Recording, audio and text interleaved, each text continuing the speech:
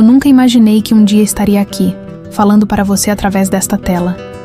Se alguém me dissesse há 5 anos que eu seria quem sou hoje, eu teria rido, ou talvez chorado.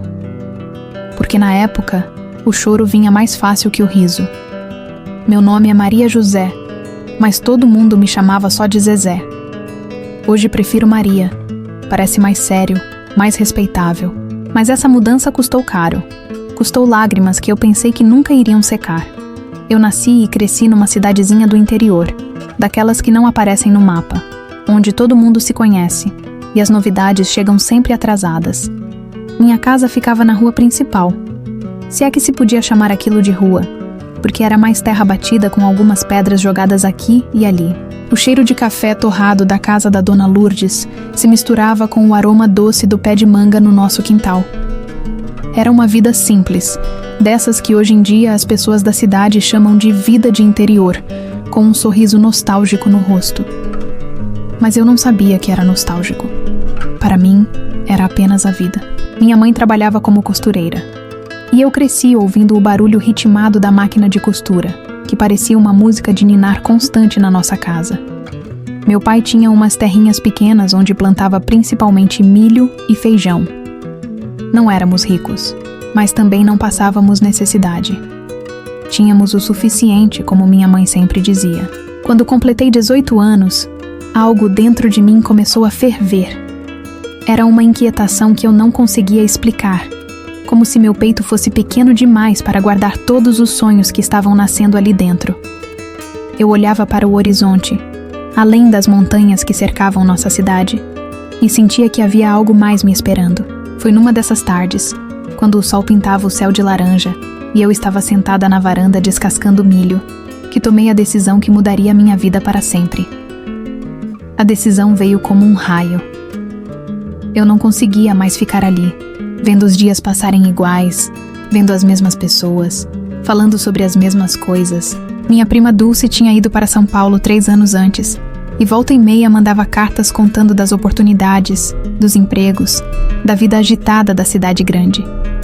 Nas cartas dela, tudo parecia possível. Lembro do dia que contei para meus pais. Minha mãe estava costurando um vestido de noiva para a filha do seu Antônio. E quando eu falei que queria ir para São Paulo, ela parou a máquina tão bruscamente que o silêncio pareceu ecoar pela casa toda. Meu pai, que estava lendo o jornal local na mesa da cozinha, dobrou o papel devagar, daquele jeito que ele fazia quando estava pensando em algo sério. São Paulo é muito longe, filha, foi tudo que ele disse, mas havia um mundo de preocupação naquelas palavras. Minha mãe ficou em silêncio por alguns minutos, mexendo nervosamente no tecido do vestido. Quando finalmente falou, sua voz estava trêmula. E o que você vai fazer lá, Zezé? Você não conhece ninguém, não sabe como são as coisas de cidade grande. Mas eu já tinha pensado em tudo isso, ou pelo menos achava que tinha. A Dulce disse que pode me ajudar no começo. E eu posso trabalhar de qualquer coisa, mãe. Eu não tenho medo de trabalhar. O que eu não disse para eles, porque nem eu mesma conseguia colocar em palavras, era que eu sentia como se estivesse sufocando naquela vida. Como se cada dia que passava ali fosse um dia a menos da minha verdadeira vida, aquela que estava me esperando em algum lugar distante. Foram 2 semanas de conversas tensas, de olhares preocupados, de minha mãe suspirando mais alto que o normal. Mas no fim, eles entenderam. Ou fingiram entender. Que às vezes é a mesma coisa quando se ama alguém. A despedida foi no terminal rodoviário da cidade vizinha. Uma construção pequena, de tijolos aparentes, com 2 plataformas e um café que vendia pão de açúcar e refrigerante quente. O ônibus que me levaria para São Paulo era um desses antigos, azul e branco, com cortininhas nas janelas e cheiro de óleo diesel misturado com desinfetante. Quando abracei minha mãe pela última vez, senti seu corpo tremendo. Ela estava tentando ser forte, mas eu conhecia cada expressão do rosto dela. Você escreve, ouviu? Ela sussurrou no meu ouvido, e eu prometi que sim, que escreveria toda semana. Meu pai me deu um abraço rápido, daqueles abraços de homem do interior, e colocou uma nota de R$50 na minha mão.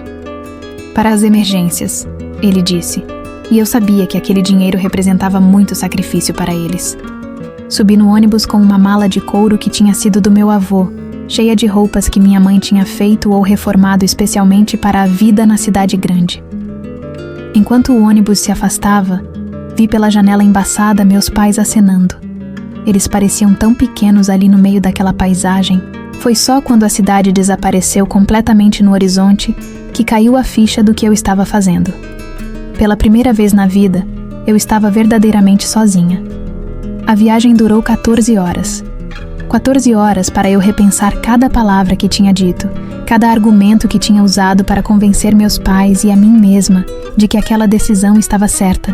O ônibus parava em cada cidadezinha do caminho, e a cada parada, eu via um pouquinho mais do mundo se desdobrando na minha frente. Quando finalmente chegamos ao terminal Tietê, em São Paulo, eu pensei que tinha caído em outro planeta. O barulho era ensurdecedor, vozes se misturando em dezenas de idiomas e sotaques, motores de ônibus, anúncios no alto-falante, vendedores gritando. O cheiro era uma mistura de diesel, comida gordurosa e suor humano. E gente, meu Deus, tanta gente. Mais gente em 5 minutos do que eu tinha visto em toda a minha vida. Dulce estava me esperando com um cartaz improvisado com meu nome. Quando me viu, veio correndo com os braços abertos, mas eu mal a reconheci. Ela tinha mudado o cabelo, estava usando uma roupa que eu nunca imaginaria ela vestindo, e até o jeito de falar estava diferente, mais rápido, sem o sotaque carregado que tínhamos no interior. "Zezé, você conseguiu!" Ela gritou, me abraçando forte. "Nossa, como você está diferente!" Eu não sabia se era um elogio ou uma observação, mas sorri do mesmo jeito. "Você também está diferente, Dulce." Ela riu. "É a cidade, prima. A cidade muda a gente." O apartamento onde ela morava ficava numa região que ela chamava de Centro Expandido, mas que para mim parecia o fim do mundo. Era um prédio cinza, com grades nas janelas e um interfone cheio de nomes que eu não conseguia pronunciar. O apartamento era pequeno. Sala, cozinha, um quarto e um banheiro que Dulce dividia com mais 2 meninas. A Cíntia, que era do Paraná, e a Jéssica, que vinha de Minas Gerais. Nos primeiros dias, eu me senti como um peixe fora d'água. Dulce me levou para conhecer a região, e eu ficava boquiaberta com tudo. Os prédios que pareciam tocar o céu, as ruas cheias de carros buzinando, as vitrines com coisas que eu nem sabia que existiam. Mas também percebia os olhares. As pessoas me olhavam de um jeito estranho. Foi Jéssica quem me abriu os olhos para o que estava acontecendo. Numa manhã, depois que voltamos de uma caminhada pelo centro, ela se sentou comigo na pequena mesa da cozinha. "Zezé, posso te dar um conselho?" Eu balancei a cabeça, ansiosa por qualquer orientação naquele mundo novo. "Você precisa se adaptar um pouco. O jeito que você fala, as roupas que você usa, as pessoas aqui são diferentes." Senti meu rosto esquentar. "O que tem de errado com o meu jeito de falar?"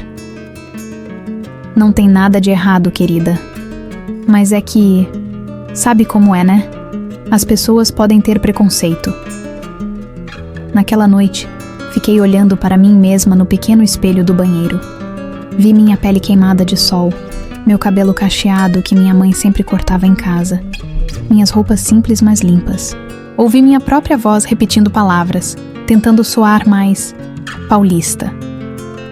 No dia seguinte, Dulce me levou para procurar emprego. Andamos o dia todo, de loja em loja, de escritório em escritório. As respostas eram sempre as mesmas. "Não temos vagas no momento. Você tem experiência? Deixa seu currículo que a gente entra em contato."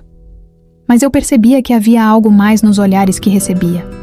Uma mistura de condescendência e preconceito que eu estava aprendendo a reconhecer. Quando eu falava, via as sobrancelhas se erguendo sutilmente.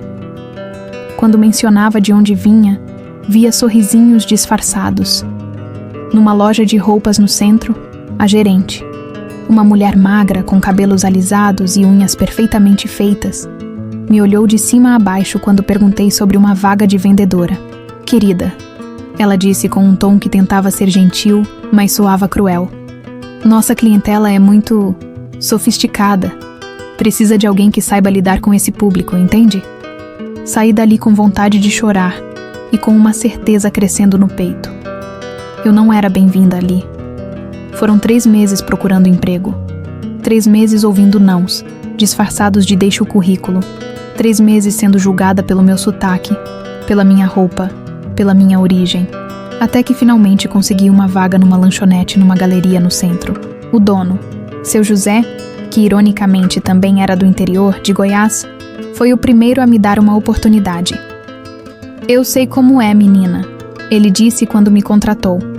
Também vim de lá da roça. O importante é trabalhar bem.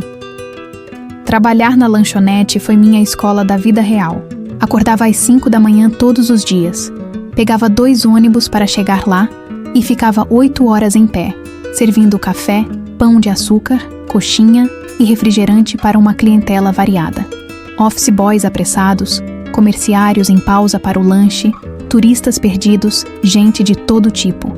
E foi ali, naquela lanchonete pequena e barulhenta, que comecei a entender as pessoas da cidade grande. Elas não eram necessariamente ruins, apenas diferentes. Viviam numa velocidade que eu não conhecia. Tinham preocupações que eu não conseguia compreender completamente. Mas alguns clientes me marcaram para sempre.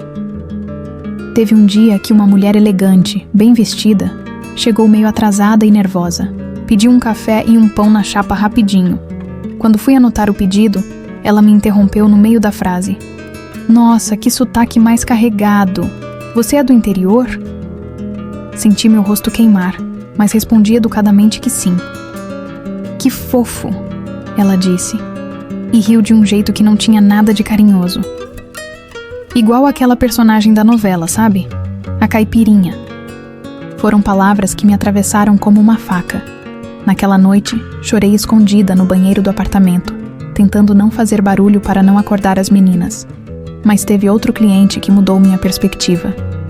Era um homem mais velho, cabelos grisalhos, que sempre pedia o mesmo: café preto sem açúcar e um pão de açúcar. Ele vinha toda quarta-feira, sempre no mesmo horário, sempre educado, sempre me cumprimentava perguntando como eu estava. Numa dessas quartas, quando o movimento estava mais calmo, ele puxou conversa de verdade. Você é nova aqui em São Paulo? Sou sim, senhor. Faz uns 4 meses. E está gostando? Hesitei. Não sabia se era apropriado ser honesta com um cliente. Às vezes, eu disse finalmente. É muito diferente do que eu imaginava. Ele sorriu, um sorriso gentil, sem maldade. Sabe, eu também vim do interior, há 40 anos, de uma cidadezinha no norte de Minas que você provavelmente nunca ouviu falar. Olhei para ele com outros olhos. Era impossível imaginar que aquele homem, com suas roupas bem cortadas e seu jeito confiante de falar, um dia tinha sido como eu. E foi difícil? Muito. Ele respondeu sem hesitar. As pessoas me tratavam como se eu fosse inferior por causa do meu sotaque, da minha origem. Mas sabe o que eu aprendi? Balancei a cabeça, ansiosa pela resposta. Aprendi que o problema nunca foi comigo. O problema era com elas. E aprendi também que eu tinha algo que muita gente da cidade grande não tinha: determinação, honestidade, valores sólidos. Essas coisas não se ensinam na escola, menina. Essas coisas vêm de berço. Aquela conversa ficou ecoando na minha cabeça por dias. Comecei a ver as situações de um jeito diferente. Quando alguém ria do meu sotaque, em vez de me sentir diminuída, comecei a pensar: o problema é seu, não meu. Mas a verdadeira mudança aconteceu num sábado de dezembro. O movimento na lanchonete estava intenso. Tinha uma fila enorme e eu estava correndo para dar conta de todos os pedidos. Numa das mesas, um grupo de rapazes bem vestidos estava fazendo a maior bagunça, falando alto, rindo de tudo. Quando fui servir o pedido deles, um deles me chamou de Jeca Tatu, na frente de todos. Os outros riram. Senti aquela mistura conhecida de raiva e vergonha subindo pelo peito, mas desta vez, algo diferente aconteceu. Em vez de abaixar a cabeça e sair de perto, eu parei, olhei bem nos olhos dele e disse: meu nome é Maria José. Sou de Minas Gerais, trabalho honestamente para me sustentar e tenho muito orgulho da minha origem. Se o senhor tem algum problema com isso, pode levar seu pedido em outro lugar. O silêncio que se fez naquela mesa foi total. O rapaz ficou vermelho. Os amigos pararam de rir. E alguns clientes das outras mesas começaram a bater palma. Seu José, que estava na cozinha e viu tudo, veio até mim depois que eles saíram. Menina, ele disse com um sorriso orgulhoso, você acabou de descobrir quem você realmente é. Aquele momento na lanchonete foi o divisor de águas na minha vida. Não que os preconceitos tenham desaparecido magicamente. Eles continuaram existindo, mas eu tinha mudado. Ou melhor, eu tinha me encontrado. Comecei a estudar à noite. Me inscrevi num curso técnico em administração e descobri que tinha facilidade com números. Aos poucos, fui ganhando confiança. Fui aprendendo a valorizar não apenas o que São Paulo tinha para me oferecer, mas também o que eu tinha para oferecer a São Paulo. 2 anos depois, consegui um emprego numa empresa pequena como auxiliar administrativo. O salário era pouco, mas era minha oportunidade de crescer. Trabalhei dobrado, fiz cursos extras, me especializei. Descobri que minha origem do interior, em vez de ser uma desvantagem, era na verdade minha maior força.